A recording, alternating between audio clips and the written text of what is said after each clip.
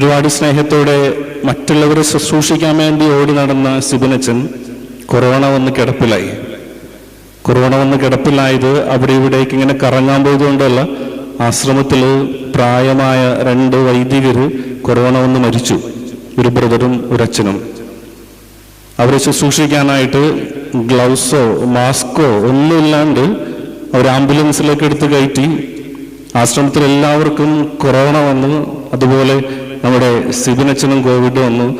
ശക്തന്മാരായ 2 പേർക്ക് കോവിഡ് വന്നില്ല. അത് ഇവിടെ ഇരിക്കുന്ന വിൽസൺ അച്ഛനുണ്ട്, പിന്നെ ഞങ്ങൾക്ക് 2 പേർക്കും വന്നില്ല. പക്ഷെ ബാക്കി എല്ലാവർക്കും കോവിഡാണ്.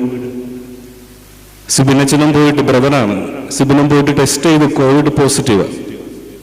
ഞങ്ങൾ പരമാവധി പറഞ്ഞു ഇവിടെ ആശുപത്രിയിൽ അഡ്മിറ്റ് ആയിക്കോ.